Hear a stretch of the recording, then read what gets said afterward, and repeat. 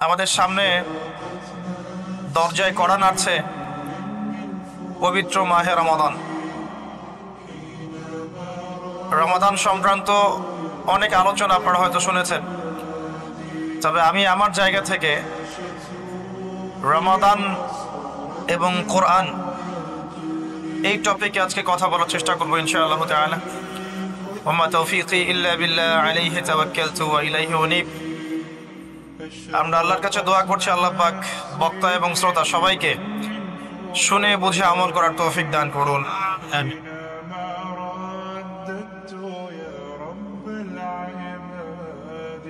রমাদান মাসের সওম কখন ফরজ হয়েছে কে বলতে পারবেন? অডিয়েন্সের মধ্যে রমাদান মাসের সওম কত হিজরিতে ফরজ করা হয়েছে? মাশাআল্লাহ। রমাদান মাসের সওম কত হিজরিতে ফরজ হয়েছে, অথচ আমরা জানি ইসলামের বেসিক পিলারের মধ্যে 5টা পিলার, কালিমা, সালাত, যাকাত, সওম এবং হজ। এই 5টা বেসিক পিলারের একটা হচ্ছে রমাদান। কত হিজরিতে ফরজ হয়েছে আমরা কেউ বলতে পারলাম না। নবী করিম সাল্লাল্লাহু আলাইহি ওয়াসাল্লাম যখন নবুয়ত পেলেন, ওই সমাজের মধ্যে কিছু পাপাচার ছিল। এমন সমাজেই নবী আসে যেই সমাজে পাপাচার বেশি, যেখানে কোনো পাপ নাই সেখানে তো নবীর কোনো প্রয়োজন নাই। নবী করিম সাল্লাল্লাহু আলাইহি ওয়াসাল্লাম যখন নবী হলেন, তৎকালীন আরবের সমাজে মৌলিকভাবে 5টা পাপ ছিল। কয়টা ভাই? তার প্রথমটা হচ্ছে শিরক। তারা আল্লাহর সাথে শিরক করত, যেটা আজকের বিশ্বে আমরা প্রত্যেকটা সেক্টরে করছি। 2 নাম্বার ছিল রিবা বা সুদ। তৎকালীন আরব সমাজের মধ্যে সুদ ভিত্তিক অর্থনীতি ছিল, যা এখন পুরো বিশ্ব জুড়ে চলছে। 3 নাম্বার হচ্ছে মাদক। তৎকালীন আরবের অন্যতম মহামারীর নাম ছিল মাদক, যেটা বর্তমান বিশ্বেরও একটা বড় মহামারী। 4 নাম্বার সমস্যা ছিল নারী জাতির অবমাননা, যেটা আইয়ামে জাহিলিয়াতের যুগকে এখন হার বানিয়েছে। 5 নাম্বার সমস্যা ছিল গোত্রীয় হানাহানি, যেটা এখন ধর্মীয় হানাহানি, পলিটিক্যাল হানাহানি, বৈশ্বিক হানাহানিতে রূপ নিয়েছে। কিছুই পরিবর্তন হয়নি। জাহিলি যুগের সেই জাহিলিয়াতের সুন্নতগুলো এখনো বিশ্ববাসী আমল করছে, বরং তার চেয়ে বেশি মাত্রায় করছে। যতদিন যাবে এগুলো বাড়তে থাকবে। এর পরে গিয়ে একটা সময় আসবে যখন সমাজে জাহিলিয়াতের লেশ মাত্র থাকবে না ইনশাআল্লাহ। মুহাম্মদ সাল্লাল্লাহু আলাইহি ওয়াসাল্লাম যে সমাজে নবী হয়েছেন, এই সমাজটা অনেকটা এমন ছিল। শিরক ছিল, রিবা ছিল, মাদক ছিল, নারীর অবমাননা ছিল, বেহায়াপনা ছিল, অশ্লীলতা ছিল, দাস প্রথা ছিল, ব্যভিচার বেশি ছিল, গান বাজনা বাদ্যযন্ত্রের প্রভাব বেশি ছিল, জুয়া ছিল, আপোষে মারামারি, হিংসা, বিদ্বেষ ছিল, রক্তক্ষয়ী দীর্ঘস্থায়ী সংঘাত ছিল। এরকম একটা সমাজের মধ্যে নবী সাল্লাল্লাহু আলাইহি ওয়াসাল্লামকে আল্লাহ পাক নবুয়ত দান করেছেন, এবং নবুয়তটা দান করেছেন রমাদান মাসে, যে মাসে আমাদেরকে সওম রাখতে বলা হয়েছে। রমাদান মাসের মধ্যে একটা রাত আছে, যে রাতের নাম হচ্ছে লাইলাতুল কদর। আমি আশা করি আপনারা সবাই এই সূরাটা জানেন। বা'দা আউযু বিল্লাহি মিনাশ শাইতানির রাজীম, ইন্না আনজালনাহু ফি লাইলাতুল কদর। নিশ্চয়ই আমি কোরআনকে নাজিল করেছি লাইলাতুল কদরে, ভাগ্য রজনীতে। ওয়া মা আদরাকা মা লাইলাতুল কদর। হে নবী মুহাম্মদ সাল্লাল্লাহু আলাইহি ওয়াসাল্লাম, আপনি কি জানেন লাইলাতুল কদর কি জিনিস? লাইলাতুল কদরি খায়রুম মিন আলফি শাহর। লাইলাতুল কদর হচ্ছে 1000 মাসের চাইতে উত্তম। এখানে গাণিতিকভাবে ব্যাখ্যা করতে যাবেন না 1000 মাস সমান সমান কত বছর হয়, ব্যাপারটা এমন নয়। এখানে আধিক্য বোঝানো হয়েছে। 1000 মাস ইবাদত করলে যে নেকি হয়, 1 রাত ইবাদত করলে সে নেকি হয়ে যাবে ইনশাআল্লাহ। এই রাতে কি হয়? স্পেশাল তানাজ্জালুল মালাইকাতু ওয়ার রূহ। এই মাসে আল্লাহর পক্ষ থেকে আল্লাহর ফেরেশতারা নেমে আসেন। কোথায় নেমে আসেন? পৃথিবীতে। তাদের সর্দার হিসেবে থাকেন জিবরাইল আলাইহিস সালাম।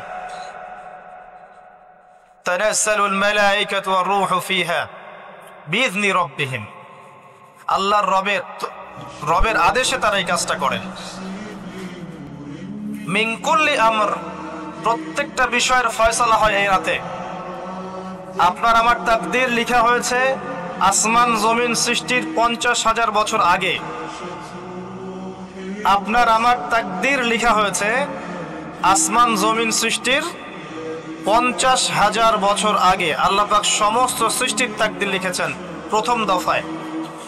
দ্বিতীয় দফায় তাকদীর লেখা হয়েছে যখন আমার আপনার রূহ আমাদের মায়ের গর্ভে ছিল 4 মাস 10 দিন বয়স। ওই সময় আল্লাহর পক্ষ থেকে ফেরেশতা আসেন, এসে লিখে দেন তার হায়াত, তার রিজিক, সে সৌভাগ্যবান না দুর্ভাগ্যবান। এরপর রূহটাকে ফুঁকে দেন, বাচ্চা নড়াচড়া শুরু করে। এর আগ পর্যন্ত পেটের মধ্যে বাচ্চা নড়াচড়া করে না। যখন রূহটা ফুঁকে দেওয়া হয় তারপর থেকে বাচ্চা নড়াচড়া শুরু করে। দ্বিতীয় দফায় তাকদীর লেখা হয়। এরপরে তৃতীয় দফা লেখা হয় এই লাইলাতুল কদরে, যে আগামী 1 বছর কি হবে, আপনি কি করবেন, অর্থাৎ 1 বছরের বাজেট প্রণয়ন করা হয় প্রত্যেক লাইলাতুল কদরে। তানাজ্জালুল মালায়েকাতু ওয়ার রূহ ফিহা বিইذনি রাব্বিহিম মিন কুল্লি আমর। এই রাতের আরেকটা বৈশিষ্ট্য হচ্ছে সালামুন হিয়া হাত্তা মাতলাইল ফজর, ফজর পর্যন্ত এই রাতে শান্তি শান্তি শান্তি শান্তি প্রশান্তি বজায় থাকে। এই রাতে আপনি যে দোয়া করবেন, যে কোনো দোয়াই করবেন, যদি আপনার রিজিকটা হালাল হয় ইনশাআল্লাহ কবুল হয়ে যাবে যে কোনো দোয়া। এই রাতে যারা ইবাদত করে দাঁড়িয়ে দাঁড়িয়ে, তাদের চতুর্দিকে ফেরেশতারা সমবেত হন, তাদের দোয়ায় তারা শরীক হন, তাদের জন্য দোয়া করতে থাকেন। ঠিক তখনই দেখবেন মুমিন বান্দার চোখ দিয়ে টপ টপ করে পানি পড়া শুরু হয়েছে। আপনি ফিল করতে পারবেন যে আপনার দোয়া আল্লাহ কবুল করছেন। এই রাতের ইবাদতকে 1000 মাস দিয়ে গুণ করলেও কখনো সমান হবে না। একটা রাত ইবাদত করলে আপনি 1000 মাসের নেকি পাচ্ছেন। এই সুযোগটাকে ছেড়ে দেওয়া যায়?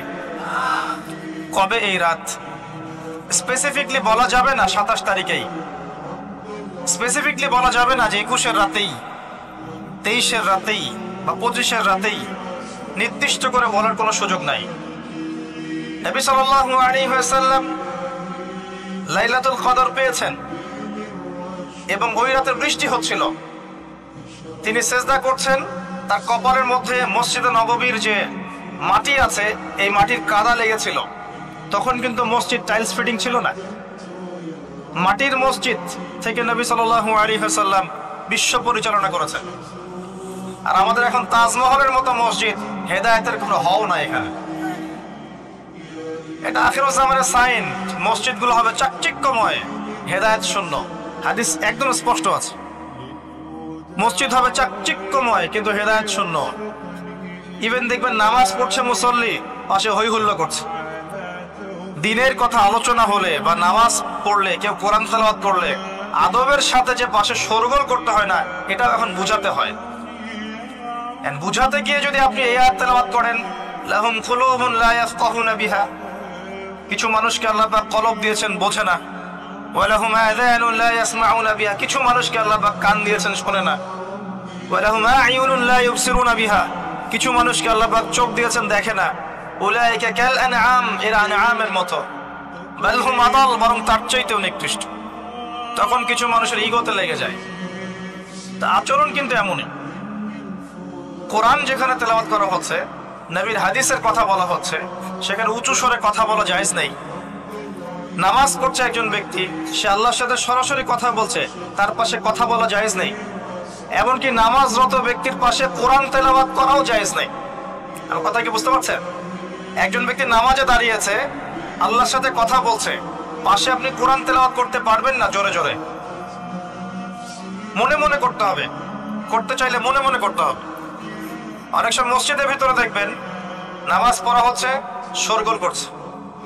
নবী সাল্লাল্লাহু আলাইহি ওয়াসাল্লাম বলেছিলেন, আখিরুজ জামানে, তিরমিজিতে আছে হাদিসটা, আখিরুজ জামানে ইসলামের নামটুকু থাকবে, ইসলামের প্রকৃত বিষয়গুলো থাকবে না। কোরআনের মাসহাফ থাকবে, যে মাসহাফ, কোরআনের মাসহাফটা থাকবে, এর শিক্ষাগুলো থাকবে না। মসজিদগুলো হবে চাকচিক্যময়, কিন্তু মসজিদ হবে হেদায়েত শূন্য। আর চতুর্থ লাইনটা আরো ভয়ঙ্কর।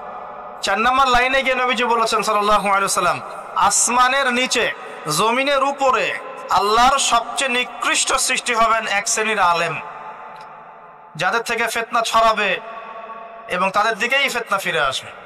তিরমিজির মধ্যে হাদিসটা আছে, যে কোনো আলেমকে জিজ্ঞাসা করেন এটা কোন শ্রেণীর আলেম, এটা বোঝার জন্য আপনার পিএইচডি করার দরকার নাই। যারা দিনকে দুনিয়ার বিনিময়ে বিক্রি করেছে তারাই সেই শ্রেণীর আলেম। যারা সত্য কথা বলতে ভয় পেয়েছে তারাই সেই শ্রেণীর আলেম। যারা সত্যকে মিথ্যার সাথে মিশ্রিত করেছে তারাই সেই শ্রেণীর আলেম। এবং যারা ইসলামের নামে উম্মাহকে শতদা বিভক্ত করে দিয়েছে এরাই সেই শ্রেণীর আলেম। নবী করিম সাল্লাল্লাহু আলাইহি ওয়াসাল্লাম বলেছেন, লাইলাতুল কদর আমি পেয়েছি, কপালে কাদা মাটি ছিল, বৃষ্টি হচ্ছিল, তার মানে ওই রাতে বৃষ্টি হতে পারে, ওই রাতে বৃষ্টি হতে পারে। লাইলাতুল কদরের আলামত রাতের বেলা বৃষ্টি হতে পারে। বৃষ্টি হয়েছে, তিনি নামাজ পড়েছেন, কপালের মধ্যে কাদা লেগেছিল, তিনি বের হয়েছেন, সাহাবীদেরকে বলবেন কোন রাতটা লাইলাতুল কদর, আজকের রাতটা লাইলাতুল কদর, এটা বলতে বের হয়েছে। বের হয়ে দেখছেন দুজন মুসলিম আপোষে ঝগড়া করছে। লিসেন টু মি, দুজন মুসলিম আপোষে ঝগড়া করছে। আমরা বলি না যে মুসলিমদের মাঝে ইখতিলাফগুলো রহমত, আমরা বলি না?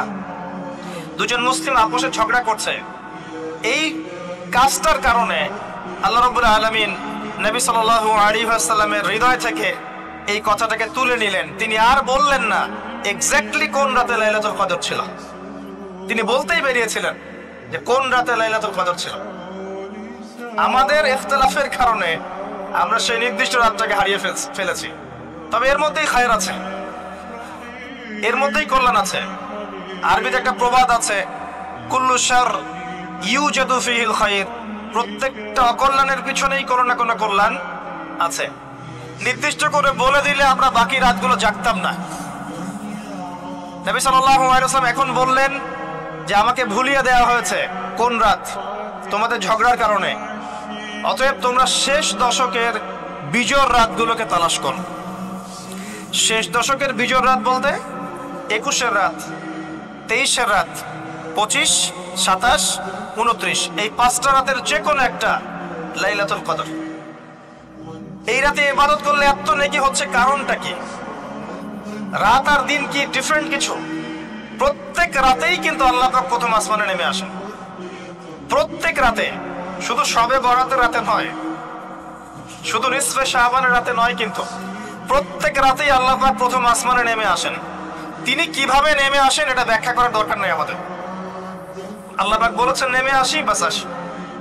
কারণ সবকিছু আমরা যুক্তি, বিজ্ঞান, দর্শন দিয়ে প্রমাণ করতে পারবো না। পারবো? সায়েন্সকে জিজ্ঞাসা করেন যে স্বপ্নের ব্যাখ্যা কি, ঘুম কাকে বলে, আত্মা কাকে বলে, আত্মা কঠিন না তরল না বায়বীয়, পারবে সায়েন্স ব্যাখ্যা করতে? কবরের আযাব কি, জিন জাতি কি, জিন জাতি কাকে বলে, জিন জাতি কেমন দেখতে, মালায়েকা কেমন, তারা কিভাবে কাজ করে, তাদের ফাংশন কি, তারা কি ব্যাখ্যা করতে পারবে? আমাদের একটা চেতনা তৈরি হয়েছে, সায়েন্স যা বলবে তাই সত্য। এই চেতনা পুরোপুরি সত্য নয়। কোরআন এবং সুন্নাহ, আল্লাহ এবং তার রাসূল যা বলবেন সেটাই চূড়ান্ত সত্য। এর বাইরে সত্য মিথ্যার চূড়ান্ত কোনো মানদণ্ড নাই। হ্যাঁ, সায়েন্সের ভিত্তি আমরাই দিয়েছি, এটা অমুসলিমরা দেয়নি, এর ভিত্তি মুসলিমরা দিয়েছে। পরবর্তীতে এরা এর উপর খসা মজা করেছে। এখন সায়েন্টিফিক এবং টেকনোলজিক্যাল রেভলিউশন আসছে পশ্চিমা সভ্যতা থেকে। এই সভ্যতার ধারক বাহক ছিলাম আমরা। সভ্যতা এদের দ্বারা শুরু হয়নি, সভ্যতা নবীদের দ্বারা শুরু হয়েছে। তো সবকিছু সায়েন্স দিয়ে ব্যাখ্যা করা যাবে এমন নয়, কারণ সায়েন্সের সীমাবদ্ধতা আছে, আল্লাহর জ্ঞানের কোনো সীমাবদ্ধতা নাই। তো আল্লাহ নেমে আসেন, ব্যাস নেমে আসেন। নেমে এসে আল্লাহ পাক কি বলেন? আল্লাহ পাক 3টা কথা বলেন। রাতের শেষ অংশ, রাতকে ভাগ করেন। যদি 6টার সময় রাত শুরু হয়, রাত কিন্তু রাত 12টায় শুরু হয় না, সূর্য ডুবে গেলেই রাত শুরু হয়, এটাই ইসলাম। এখন 6টা থেকে আপনি এই 5টা পর্যন্ত সময়টাকে 3 ভাগে ভাগ করেন। শেষের অংশ ধরে নেন যে 1টা থেকে 5টা, কথার কথা, আমি এস্টিমেট করলাম এই সময়টুকুতে আল্লাহ রাব্বুল আলামিন কাছে নেমে আসে প্রথম আসমানে, অর্থাৎ তার রহমত নিকটবর্তী হয় এবং তিনি আহ্বান করতে থাকেন তিনটা জিনিস। এক, কে আছো আমার কাছে কিছু চাইবে, যা চাইবে আমি তাই দিব। দুই, কে আছো আমার কাছে ক্ষমা চাইবে, আমি তোমাকে মাফ করে দেব। তিন, কে আছো আমাকে ডাকবে, আমি তোমার ডাকে সাড়া দেব। মানে এই সময় আপনি যা চাইবেন ইনশাআল্লাহ, আপনার আকীদায় যদি শিরক না থাকে, আমলে যদি বিদআত না থাকে এবং আপনার রিজিক যদি হালাল হয়, ইনশাআল্লাহ তাআলা আপনার দোয়া কবুল করা হবে। আল্লাহ পাক প্রত্যেক রাতেই নেমে আসেন। তাহলে লাইলাতুল কদরকে এত স্পেসিফিকলি ইম্পর্টেন্স দেওয়ার কারণ কি? একটাই কারণ, মনে রাখবেন, লাইলাতুল কদরকে মর্যাদামণ্ডিত করার এবং রমাদান মাসকে শ্রেষ্ঠ মাস মর্যাদামণ্ডিত করার একটা কারণ, only one reason behind it, সেটা হচ্ছে এই মাসে এবং এই রাতে আল কোরআন নাজিল হয়েছে। কথা কি বুঝতে পারছেন? কোরআন নাজিলের কারণেই এই মাসটা মহামান্বিত, কোরআন নাজিলের কারণেই এই রাতটা সম্মানিত। ইন্না আনজালনাহু ফি লাইলাতুল কদর। নবী করিম সাল্লাল্লাহু আলাইহি ওয়াসাল্লাম যখন এই জাহেলি যুগে বাস করছেন, এই লাইলাতুল কদরে রমাদান মাসে আল্লাহ পাক কোরআন নাজিল করলেন। কি জন্য নাজিল করলেন? কারণ এই সমাজটাকে পরিবর্তন করার জন্য, সমাজের জাহিলিয়াতগুলোকে দূর করার জন্য নবী করিম সাল্লাল্লাহু আলাইহি ওয়াসাল্লাম প্রচন্ড ফিকির করতেন। কি করা যায়, কি করলে মানুষগুলো শিরক ছেড়ে দিবে, কি করলে সুদ বন্ধ হবে, কি করলে মাদক থেকে মানুষ দূরে থাকবে, কি করলে নারীর সম্মান বৃদ্ধি পাবে। তিনি ভাবতেন কিভাবে গোত্রীয় হানাহানি বন্ধ করা যায়, তিনি এগুলো ভাবতে থাকতেন। হেরা গুহায় বসে তিনি এগুলো ভাবতেন কি করা যায়। যুবক বয়সে তিনি হিলফুল ফুজুর তৈরি করেছেন এগুলো সমস্যা দূর করার জন্য, কিন্তু পরিপূর্ণরূপে সফল হয়েছেন বলতে পারি না আমরা, কারণ তখন ওহী আসেনি। এই ভাবতে ভাবতে ভাবতে ভাবতে একদিন এক রাতে তার কাছে আল্লাহর পক্ষ থেকে কোরআন নাজিল হলো। সূরা আলাকের প্রথম 5টা আয়াত, বিসমিল্লাহির রহমানির রহিম, ইকরা বিসমি রাব্বিকাল্লাযী খালাক। পড়ুন আপনার রবের নামে যিনি আপনাকে সৃষ্টি করেছেন। খালাকাল ইনসানা মিন আলাক, যিনি মানুষকে সৃষ্টি করেছেন জমাট বাঁধা রক্তপিণ্ড থেকে। আমরা সবাই জমাট বাঁধা রক্তপিণ্ড ছিলাম মায়ের পেটে। আজকে আমরা আল্লাহদ্রোহী হয়েছি, কিন্তু আমরা পেটের মধ্যে এতটুকু জমাট বাঁধা রক্তপিণ্ড ছিলাম। সূরা ইয়াসিনের মধ্যে আল্লাহ পাক এই কথাটা বলেছেন, তোমাদেরকে তো নুতফা থেকে সৃষ্টি করেছি, ফাইদা হুয়া খাসিমুম মুবিন, যখন সে বড় হয়েছে সুস্পষ্টভাবে আল্লাহর বিরুদ্ধাচরণ করছে। আমরা যদি না থাকি এই পৃথিবীতে, আল্লাহর দ্বীনের কোনো ক্ষতি হবে? এই পৃথিবীর আবর্তন থেমে যাবে? আমাদের বউ বাচ্চা কাচ্চা, বাবা মা, স্ত্রী সন্তান, এরা কি না খেয়ে মারা যাবে? মনে করেন আমরা এখন সবাই মরে গেছি, কথা বলছি, নাউজুবিল্লাহ, আমাদের পরিবারগুলো কি থেমে যাবে? আত্মীয় স্বজন থেমে যাবে? আমাদের সমাজ থেমে থাকবে? কেউ থেমে থাকবে না। মাঝখান থেকে আমরা আমাদের জীবনের সময়টা হারিয়ে ফেললাম। অতএব আমরা আল্লাহর জন্য বাঁচি, আল্লাহর দ্বীনের জন্য। এখন দ্বীনের ক্ষতি যারাই করবে তাদের বিরুদ্ধেই সোচ্চার হতে হবে। আল্লাহ পাক বোঝার তৌফিক দান করুন। আমি যে কথা বলছিলাম, কোরআন নাজিল হয়েছে লাইলাতুল কদরে। এখন এই কদরের রাতকে ইবাদতের জন্য খাস করে নিতে হবে। শেষের দশক এবং বিজোর রাত 21, 23, 25, 27, 29। বলছিলাম রমাদান মাস এবং লাইলাতুল কদরকে সম্মানিত করা হয়েছে একটা কারণেই, কারণ এই মাসে এই রাতে আল কোরআন নাজিল করা হয়েছে। এটাই কারণ। কোরআন কখন নাজিল হলো? যখন সমাজে সুদ আছে, মদ আছে, জেনা আছে, ব্যভিচার আছে, শিরক আছে, এরকম সমাজে প্রথম কি নাজিল হলো? পড়ো। প্রথমে নাজিল হয়নি শিরক করো না, প্রথমে নাজিল হয়নি যে সুদ খেও না, প্রথম আয়াত এটা ছিল না জেনা করো না, প্রথম আয়াত এটাও ছিল না মূর্তি পূজা করো না। হ্যাঁ, প্রথম আয়াত কি? ইকরা, পড়ুন। আল্লাহ পাক বুঝাতে চাচ্ছেন সমাজের জাহিলিয়াতকে দূর করতে হলে লেখাপড়ার কোনো বিকল্প নাই, এবং সেই পড়াশোনাটা হতে হবে আল্লাহর ওহীর আলোকে। যে ওহীটা আল্লাহ পাক নাজিল করেছেন এর বেসিসে আপনাকে পড়াশোনা করতে হবে। এই জ্ঞানটা দিয়ে আপনি সমাজ সংস্কার করতে পারবেন ইনশাআল্লাহ তাআলা। এর সাথে উপকারী জ্ঞানগুলো কি নিব না? অবশ্যই নিব। ওহির জ্ঞানের সাথে, কোরআন সুন্নাহর জ্ঞানের সাথে আমি ইতিহাসের জ্ঞান নিব, আমি পলিটিক্যাল সায়েন্সের জ্ঞান নিব, আমি দর্শনের জ্ঞান নিব, জিওপলিটিক্সের জ্ঞান নিব, প্রয়োজন আমি সায়েন্সের জ্ঞান নিব, আমি কমার্সের জ্ঞান নিব, আর্টসের জ্ঞান নিব, মেডিকেল সায়েন্স পড়বো, ইঞ্জিনিয়ারিং পড়বো, সবই পড়বো, কিন্তু বেসিকটা কি হবে? কোরআন, সুন্নাহ, ইসলাম। এরপর আপনি ডাক্তার হন, ইঞ্জিনিয়ার হন, পলিটিশিয়ান হন, সামাজিক নেতা হন, প্রশাসনের ক্যাডার হন, আপনার জন্য মোবারকবাদ। আপনি যেখানেই যাবেন সেখানেই বরকত ছড়াবেন ইনশাআল্লাহ। যে পলিটিশিয়ানের ভিতরে তাকওয়া আছে তার দ্বারা দুর্নীতি সম্ভব না। যে প্রশাসনের কর্মকর্তার ভিতরে তাকওয়া আছে সে ঘুষ নিতে পারবে না, দুর্নীতি করতে পারবে না। যে আলেমের ভিতরে তাকওয়া আছে সে দিনকে দুনিয়ার বিনিময়ে বিক্রি করবে না। যে ডক্টরের ভিতরে তাকওয়া আছে সে ডাক্তার হবে, কসাই হবে না। যে ইঞ্জিনিয়ারের ভিতরে তাকওয়া আছে সে দেখবেন সত্যিকারের প্রকৌশলী হবে, সে কিন্তু চোর হবে না। ভিতরটা চেঞ্জ করতে হবে, ভিতরটা, এর নাম তাকওয়া। ভিতরটা চেঞ্জ করবে একটা জিনিস, আল্লাহর ওহী, কোরআন এবং সুন্নাহ, ইসলাম। এটা আপনার ভিতরকে পরিবর্তন করবে। আর আমরা অনেক বড় বড় কথা বলি অনেক সময়, কিন্তু মূল কাজটা হচ্ছে ভিতরটা পরিবর্তন করা। আমাদের সবার সাথে যার যার কলব যাবে, যার যার আমল যাবে। আল্লাহ পাক আমাকে কলার চেপে ধরে বলবেন না যে বাংলাদেশে ইসলামী খেলাফত কায়েম করে আসো নাই কেন, এটা আল্লাহ পাক আমাকে বলবেন না। আল্লাহ পাক বলবেন তোমাকে যে দায়িত্ব দিয়েছিলাম ওই দায়িত্ব ঠিকঠাক মতো পালন করেছো কিনা। আল্লাহ পাক এটা বলবেন না। বেসিকে আসেন, নিজের আত্মশুদ্ধি, এটা বেসিক। আলাইকুম আনফুসাকুম, নিজের নফসের খবর নাও, নিজের নফসটাকে পবিত্র করো, নিজের নফসের মধ্যে হিংসা ত্যাগ করো, বিদ্বেষ ত্যাগ করো, অহংকার ত্যাগ করো, রিয়া ত্যাগ করো, দুনিয়ার মোহ ত্যাগ করো। নিজের নফসের মধ্যে বেশি বেশি পরকালের ফিকির আনো, জিকির করো বেশি বেশি, কোরআন বেশি বেশি তেলাওয়াত করো, হালাল খাও, আদর্শ পরিবার গঠন করো, তাওহীদে থাকো, সুন্নতে থাকো, ইনশাআল্লাহ হাসতে হাসতে জান্নাতে চলে যাবেন। একটা হাদিস আমি পড়েছি ফয়জুল কালাম বইয়ের মধ্যে, গতকালকে মাহফিলে বলেছিলাম, আপনাদেরকে বলছি। মাদ্রাসায় পড়ানো ক্লাসিক্যাল একটা বই ফয়জুল কালাম, সবাই কিনতে পারেন, হাদিসের বই, চমৎকার কিছু হাদিস আছে। এখানে একটা হাদিস আছে আমাদের জন্য সুসংবাদ। নবী সাল্লাল্লাহু আলাইহি ওয়াসাল্লাম বলছেন, হে সাহাবীরা, তোমরা এমন একটা যুগের মধ্যে বাস করছো যেই যুগে কেউ যদি ইসলামের 10% ছেড়ে দেয় সে ধ্বংস হয়ে যাবে। সাহাবীদেরকে বলছেন তোমরা এমন একটা যুগে বাস করছো, এই যুগে ইসলামের 1/10 কেউ ছেড়ে দিলে সে ধ্বংস হয়ে যাবে। কিন্তু তোমাদের পরে এমন একটা যুগ আসবে যেই যুগে মানুষ যদি 1/10 ধরে রাখতে পারে, 10% ধরে রাখতে পারে, তাহলেই নাজাত পেয়ে যাবে ইনশাআল্লাহ। আমরা সেই যুগে আছি না? আমাদের চতুর্দিকে ফিতনা নয় কি?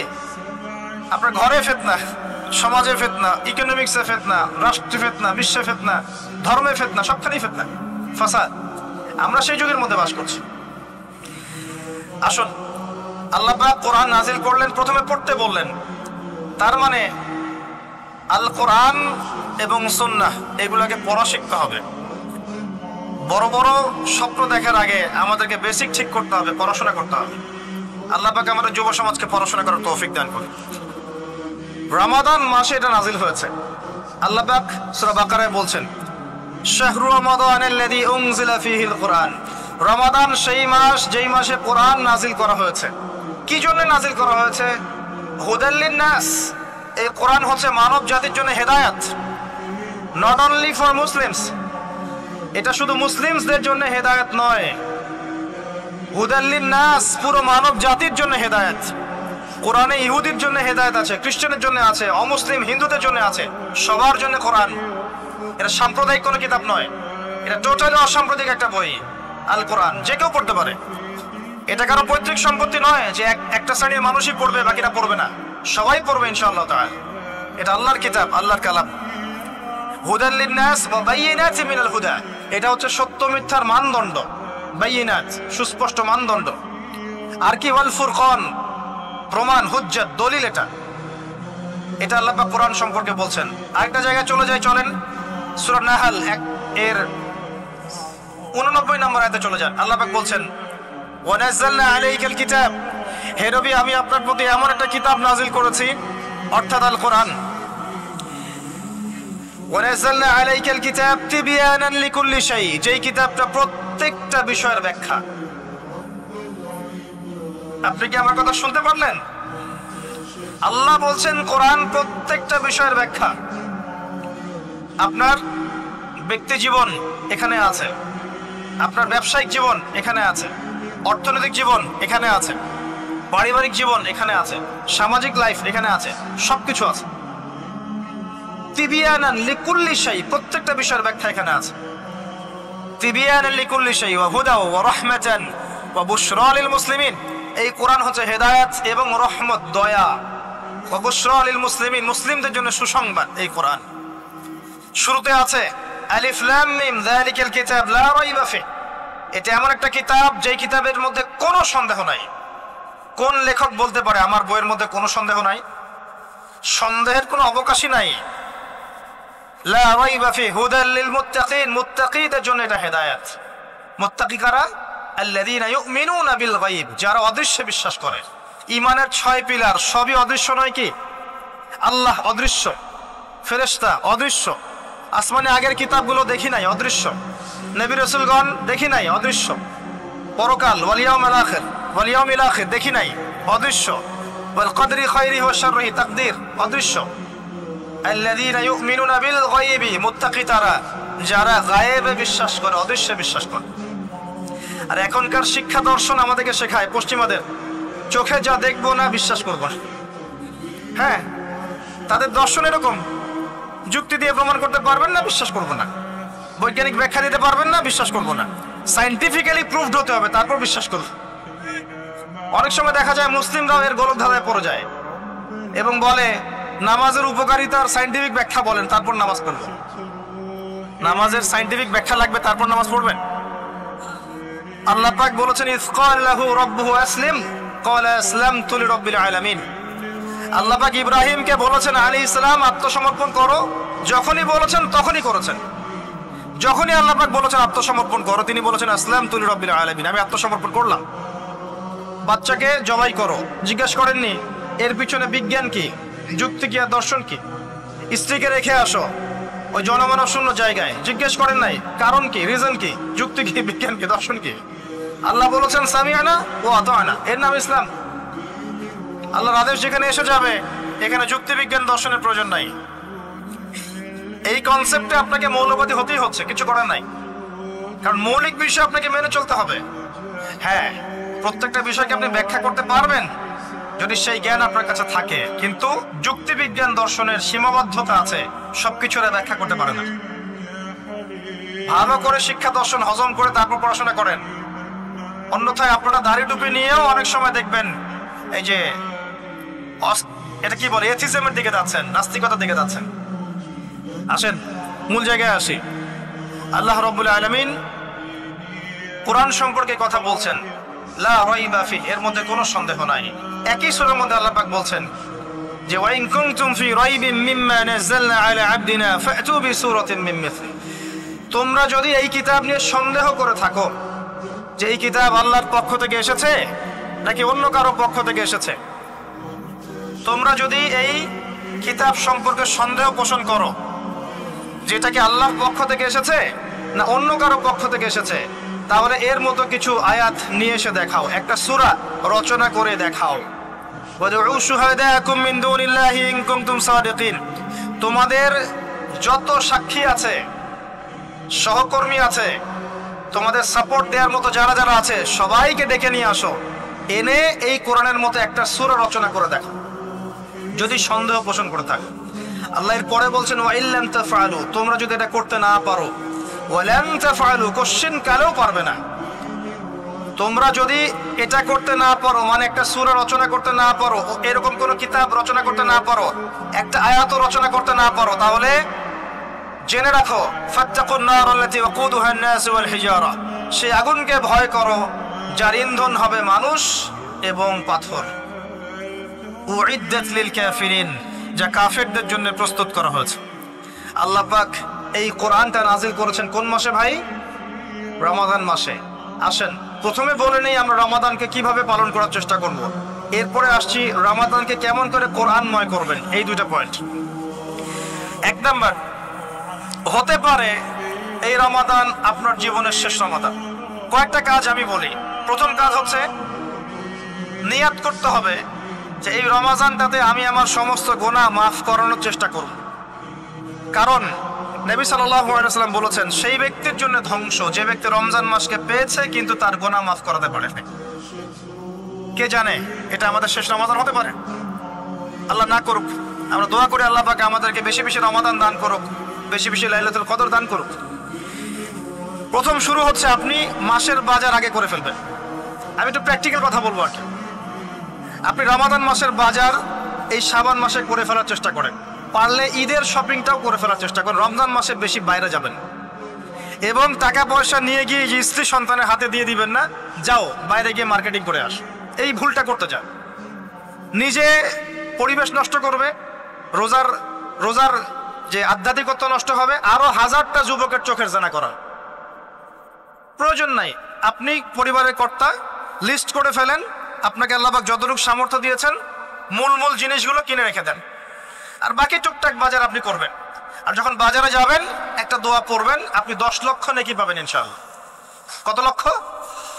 10 লক্ষ। দোয়াটা শিখাচ্ছি।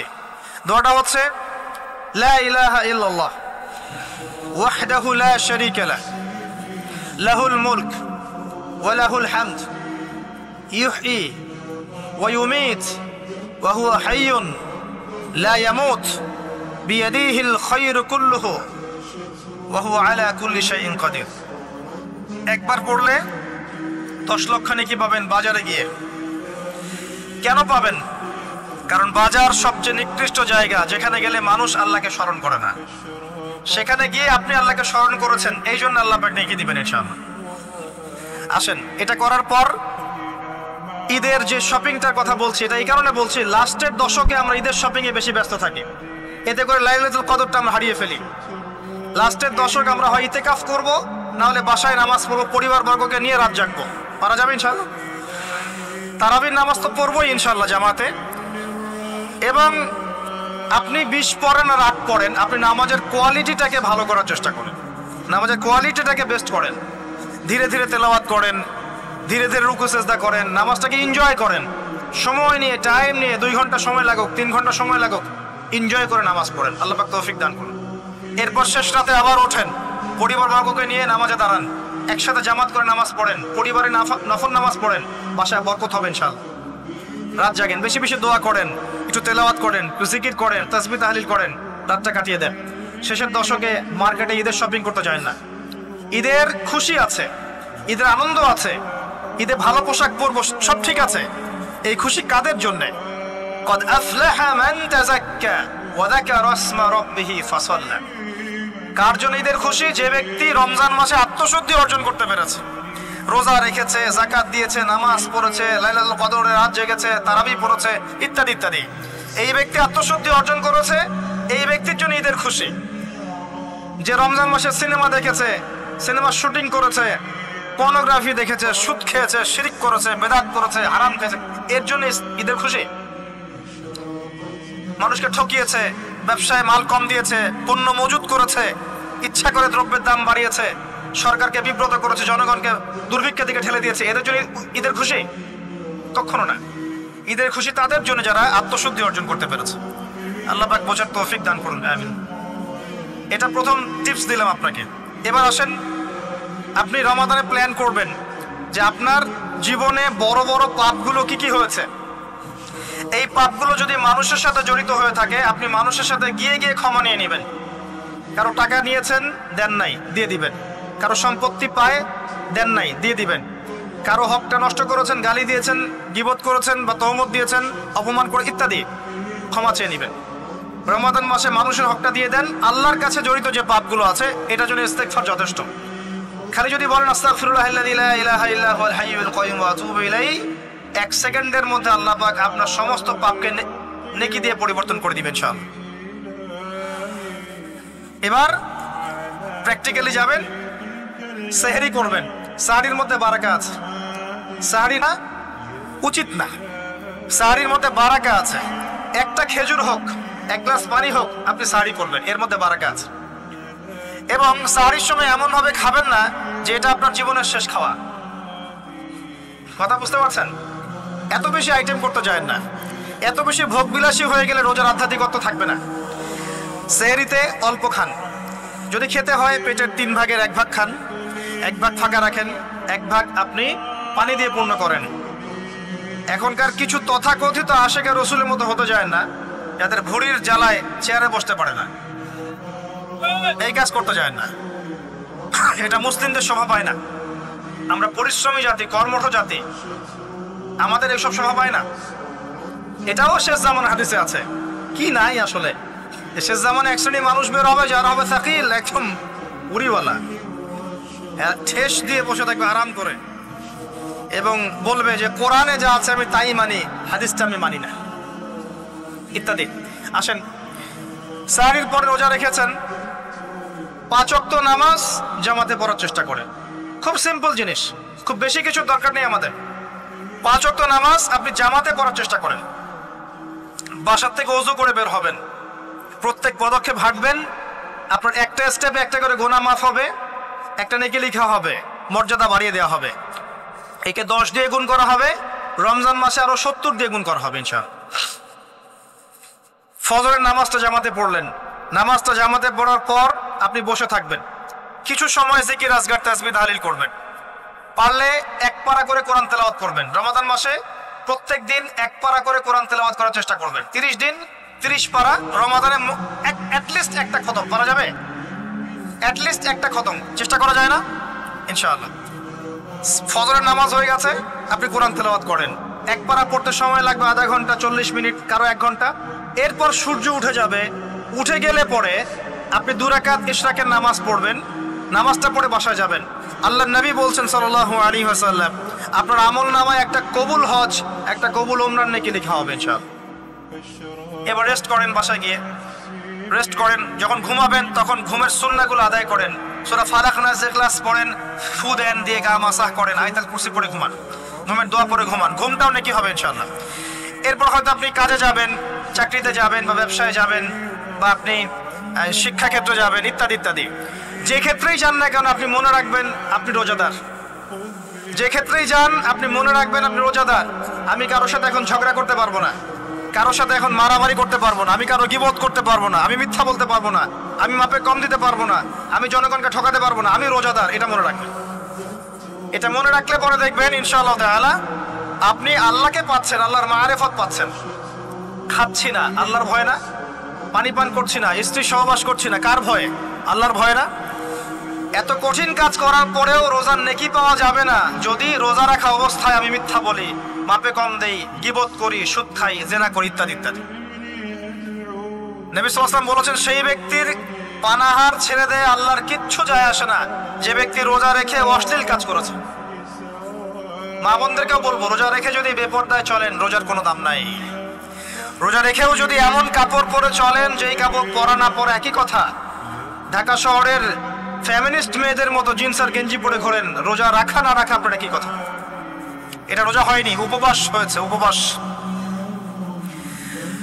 ইকোনমিক সেকশন আমরা যারা আছি, আমরা যদি রোজা রেখেও সুদ খাই, আমার রোজা রাখা না রাখা আল্লাহর কিচ্ছু যায় আসে না। আমরা ধর্মীয় ক্ষেত্রে যারা আছি, জানা অনুযায়ী আমল যদি না করি, দিনকে দুনিয়ার স্বার্থে ব্যবহার করি, আমাদের রোজা রাখা না রাখায় কিছু যায় আসে না। আমরা যদি মিথ্যা বলি, অন্যের গীবত করি, অশ্লীল কাজ করি, গার্লফ্রেন্ডের সাথে সময় কাটাই, ওর সাথে কফি খেতে যাই, ডেটিং করতে যাই, এই যে ফেসবুকের মাধ্যমে চ্যাটিংয়ে প্রেম করি, ইউটিউবে অশ্লীল ভিডিও দেখি, পর্নোগ্রাফি দেখি, ইত্যাদি ইত্যাদি, এইসব রোজা রাখা না রাখা আল্লাহর কিচ্ছু যায় আসে না। আমি হাত জোর করে মিনতি করছি ভাই, খাওয়া পান করা, স্ত্রী সহবাস ছেড়ে দেওয়ার নাম রোজা নয়, এটার নাম রোজা নয়, এটা একটা অংশ রোজার মাত্র। রোজা রেখে আল্লাহর যাবতীয় হারাম ত্যাগ করলে পরে রোজা হবে ইনশাআল্লাহ। এই কাজগুলো করার চেষ্টা করে আল্লাহ পাক তৌফিক দান করুন। রোজা রাখা অবস্থায় আপনি বেশি বেশি জিকির করবেন। কি করবেন? সুবহানাল্লাহ পড়বেন, আলহামদুলিল্লাহ পড়বেন, আল্লাহু আকবার পড়বেন, লা ইলাহা ইল্লাল্লাহ পড়বেন, লা হাওলা ওয়ালা কুওয়াতা ইল্লা বিল্লাহ পড়বেন, পড়বেন হাসবি আল্লাহ ওয়া নি'মাল ওয়াকিল, সুবহানাল্লাহি ওয়া বিহামদিহি, সুবহানাল্লাহিল আযীম, সুবহানাল্লাহিল আযীম ওয়া বিহামদিহি, পড়বেন আস্তাগফিরুল্লাহ ওয়া আতুবু ইলাই, আস্তাগফিরুল্লাহ ওয়া আতুবু ইলাই, পড়বেন লা ইলাহা ইল্লাল্লাহ ওয়াহদাহু লা শারীকা লাহ, লাহুল মুলকু ওয়া লাহুল হামদু ওয়া হুয়া আলা কুল্লি শাইইন কাদির। পারা যাবে না ইনশাআল্লাহ? বেশি বেশি পড়বেন। আরেকটা কাজ করবেন, প্রতিটা কাজ নবী সাল্লাল্লাহু আলাইহি ওয়াসাল্লামের সুন্নাহ মাফিক করার চেষ্টা করুন। সুন্নাহ মাফিক, খাচ্ছেন তার সুন্নাহ মাফিক, টয়লেট করছেন তার সুন্নাহ মাফিক, ঘুমাচ্ছেন তার সুন্নাহ মাফিক। সুন্নাহর বইগুলো আছে না বাজারে, কিনে নেবেন, কিনে নিয়ে দেখবেন প্রতিটা কাজ কিভাবে করলে সুন্নাহ হবে। এই কাজগুলো করতে গিয়ে আপনাকে গভর্নমেন্ট বাধা দিবে, বিশ্বের পরাশক্তিরা বাধা দিবে, আপনাকে কি কেউ পিটাবে এগুলো করলে, জেল খাটাবে? এগুলো আমাদের ব্যক্তি স্বার্থের ব্যাপার, ইচ্ছা করলেই করা যায়। এই ইচ্ছাটা আল্লাহ পাক আমাদের অন্তরে জাগ্রত করুন, আমিন। একটা কাজের কথা বলবো, নর্মালি আমরা ফরজগুলোতে বেশি ফোকাস করি, ফরজ ওয়াজিবে। রমজান মাসে সুন্নত মুস্তাহাবে ফোকাস করতে হয়। রমাদানে একটা নফল আপনাকে ফরজের নেকি দিয়ে দিবে ইনশাআল্লাহ, রমাদান একটা সুন্নাহ আপনাকে ফরজের নেকি দিবে ইনশাআল্লাহ। তো রমজান মাসে শুধু ফরজ নয়, একটু সুন্নাহ সালাতগুলো, নফল সালাতগুলো একটু বেশি বেশি পড়ার চেষ্টা করি, আল্লাহ পাক তৌফিক দান করুন। স্পেশালি একটা কাজ করার চেষ্টা করতে পারি, ওযু যখন ভেঙে যায়, টয়লেট করলেন ওযু ভেঙে গেল, সাথে সাথে হালকা করে ওযু করে ফেলার চেষ্টা করে, সবসময় পবিত্র থাকার চেষ্টা করে। বেলাল আল হাবাশি নাম শুনেছেন? রাদিয়াল্লাহু আনহু। নবী সাল্লাল্লাহু আলাইহি ওয়াসাল্লাম বলছেন, আমি যখনই জান্নাতে গিয়েছি বেলাল তোমার পায়ের শব্দ শুনেছি। সুবহানাল্লাহ। যেই বেলালকে উত্তপ্ত মরুভূমিতে শুয়ে নির্যাতন করা হচ্ছে, সেই বেলাল বলছেন আহাদুন আহাদ। সেই বেলাল রাদিয়াল্লাহু আনহুর নামে শানে সূরা নাজিল হচ্ছে, কুল হুয়াল্লাহু আহাদ। ওই বেলাল রাদিয়াল্লাহু আনহুকে নবী সাল্লাল্লাহু আলাইহি ওয়াসাল্লাম বলছেন, যখনই জান্নাতে যাই তোমার পায়ের আওয়াজ শুনি, তুমি কি এমন আমল করো যার কারণে এই মর্যাদা তোমার? বেলাল রাদিয়াল্লাহু আনহু বলছেন, আমি তো স্পেশাল তেমন কোনো আমল করি না, আপনারা যা করেন আমিও তাই করি, তবে আমার যখনই ওযু ভেঙে যায় আমি ওযু করি, আর আমি ওই ওযু দিয়ে 2 রাকাত নামাজ পড়ি। এটাকে তাহিয়াতুল ওযুর নামাজ বলে।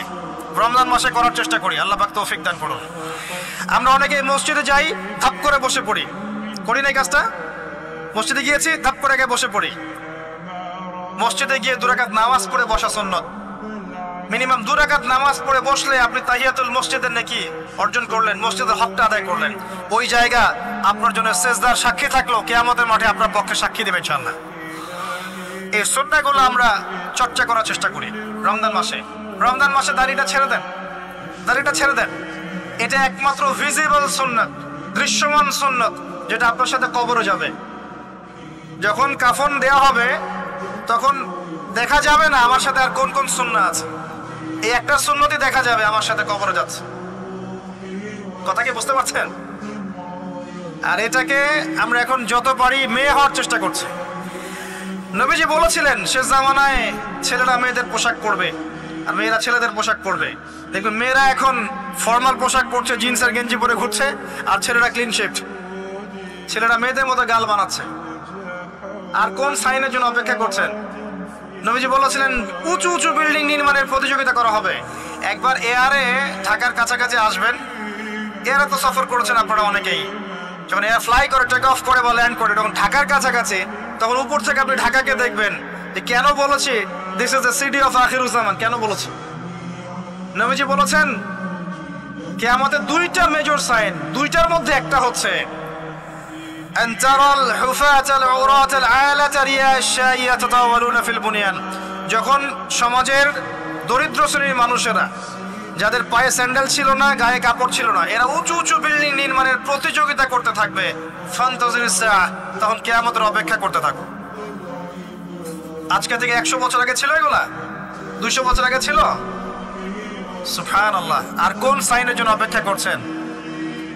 তিনি বলেছেন শেষ জামানায় women will dressed but still they will be naked. মহিলারা কাপড় পরবে, তারপরেও তারা নগ্ন থাকবে। আপনি ঢাকার শপিং মলে যান, আপনি দেখেন। আর কোন সাইনের জন্য অপেক্ষা করছেন? শুধু ঢাকা কেন, গ্রামগঞ্জে ছড়িয়ে পড়েছে এগুলো, এখন গ্রামেও ছড়িয়ে পড়েছে। গ্রামে আরো বেশি দেখা গেছে মাশাআল্লাহ। গ্রামে গিয়ে আমরা হতভাগ, সুবহানাল্লাহ। গ্রামের মেয়েগুলা, গ্রামের মেয়ে ঢাকা শহরের মেয়েকে পার করে ফেলেছে। বাদ দেন, ওইদিকে না যাই, ডিফারেন্ট টপিক। আমরা রমাদান মাসের সুন্নাহগুলো আমল করার চেষ্টা করি। তাহিয়াতুল মসজিদ আমল করার চেষ্টা করেন, তাহিয়াতুল ওযু আমল করার চেষ্টা করেন, বেশি বেশি জিকির করেন। এবার আসেন রমাদানে যাকাত হিসাব করবেন। যাকাত, আপনার যাকাত হিসাব করেন, কত টাকা যাকাত এসেছে। জাকাতের নিসাব জানেন তো? হ্যাঁ, 7.5 ভরি স্বর্ণ, রৌপ্য কত? 52.5 তোলা। আপনার এই চাষাবাদের ওসর আসে, ব্যবসায়িক পণ্য থাকলে, সঞ্চিত সম্পদ থাকলে সবকিছু হিসাব করে মুফতি সাহেব আছেন, কওমি মাদ্রাসার আলেমদের কাছে যাবেন, জাকাতের ক্যালকুলেশন করে নেবেন যে আমার এত টাকা জাকাত এসেছে। এভাবে জাকাতটা রমজান মাসে দিয়ে দেওয়ার চেষ্টা করেন। জাকাত যদি আমরা না দেই, একটা শাস্তি শুনে রাখেন, আল্লাহ পাক এই সম্পদগুলোকে একত্রিত করে গলাবেন, গলিয়ে কপালে, গালে আর এই যে পিঠে লেপটে দিবেন, বলেন নাউজুবিল্লাহ। এবং এটা একটা সাপের আকৃতি ধারণ করবে, সাপ গলায় পেঁচানো থাকবে, কপালে দংশন করতে থাকবে, বলবে আমি তোমার মাল 7 ভাগ কর, আমি তোমার মাল 7 ভাগ কর। কবর এটা হবে, আমরা চোখে না দেখলেও ওটা সত্য। নবীজি দেখে এসেছে মেরাজের রাতে এগুলা। এরপরে জাকাতের একটা সুবিধা আছে, এটা আমরা বোঝাতে পারি না। জাকাত ইসলামিক ইকোনমিক্সের বেস। জাকাত ধনীর সম্পদে গরিবের হক। যে গরিবের কাছে টাকা পয়সা নাই, আপনার টাকা ওর হাতে চলে যাবে, ও খেয়ে পরে বাঁচতে পারবে, এটাই জাকাত। বুঝতে পারছি? জাকাতটা না দেন, ও আস্তে আস্তে আস্তে আস্তে আরো দরিদ্র হতে থাকবে। এর উপর আবার সুদ আছে, আবার পেপার মানিও আছে। জাকাতগুলো দিয়ে দেন, আল্লাহর ওয়াস্তে জাকাত দিয়ে দেন। অনেক মুসলিম আছে আমরা নামাজ পড়ি, জাকাত দেই না। অনেক মুসলিম আছে জাকাত দেয় না, নামাজ পড়ে। জাকাত অস্বীকারীদের বিরুদ্ধে আবু বকর সিদ্দিক রাদিয়াল্লাহু আনহু যুদ্ধ করেছিলেন, এজ এ আমির, রাষ্ট্রের পক্ষ থেকে যুদ্ধ করেছিলেন। আল্লাহ পাক আমাদেরকে জাকাত আদায় করার তৌফিক দান করুন। ফসল থাকলে ফসল এর ওসর আসবে, ওসর এটা দিয়ে দিবেন। সেচের পানিতে হলে এক হিসাব, আর আপনার বৃষ্টির পানিতে হলে এক হিসাব। রমজান মাসে বেশি বেশি দান সাদাকা করবেন, বেশি বেশি মানুষকে দান সাদাকা করেন। পণ্যের দাম কমিয়ে দেন, মানুষকে সাদাকা করেন। প্রত্যেকটা দিন 10 টাকা, 20 টাকা, 100 টাকা সাদাকা করতে চেষ্টা করেন। এক একটা সাদাকা 70 গুণ বেড়ে যাবে ইনশাআল্লাহ তাআলা। আমি একটা নসিহত করব, রমজান মাসে বেশি থেকে বেশি মানুষকে খাওয়ান, বেশি বেশি খাওয়ান, ইফতার করান। আমি বলি মসজিদগুলোতে প্রত্যেক দিন আসর থেকে মাগরিব পর্যন্ত দিনের কথাবার্তা আলোচনা করেন, তালিম করেন। আপনাদের কাছে বই আছে, মুনতাকা হাদিস আছে, ফয়জুল কালাম বই আছে, রিয়াদুস সালেহিন বই আছে, মিশকাত আছে, আলেম আছেন, ইমাম সাহেব আছেন। একটা বিশেষ বিষয় নিয়ে আলোচনা শুরু করেন, মাগরিব পর্যন্ত আলোচনা চলবে, সবাই মিলে ইফতার করেন। একটা ইসলামিক পরিবেশ গড়ে তোলেন, মানুষকে ইফতার করেন, বেশি বেশি ইফতার করেন। আপনার সামর্থ্য থাকলে, সামাজিক যদি পদমর্যাদা থাকে, সমাজের মানুষকে আপনি ইফতার করান, ইফতার পার্টি করে, ইফতার অ্যারেঞ্জমেন্ট করান। পার্টি বলা ঠিক না, আসলে ইফতার মাহফিল বলতে পারি আমরা। ইফতার মাহফিল করেন বেশি বেশি, মানুষকে ইফতার। একজন ব্যক্তিকে ইফতার করালে ওই ব্যক্তির রোজার নেকি আপনি পেয়ে যাবেন ইনশাআল্লাহ। প্রজেক্ট করেন, ইফতারের প্রজেক্ট করেন, মানুষের টাকাগুলো নেন, সংগ্রহ করে গরিবদের মাঝে ইফতার বিলিয়ে দেন। দুটা পদ্ধতি হতে পারে, আমি নিজেও করবো ইনশাআল্লাহ তাআলা। দুটো পদ্ধতি হতে পারে, ডেইলি বেসিসে ইফতার দিতে পারেন, অথবা মাসের বাজার করে দেন।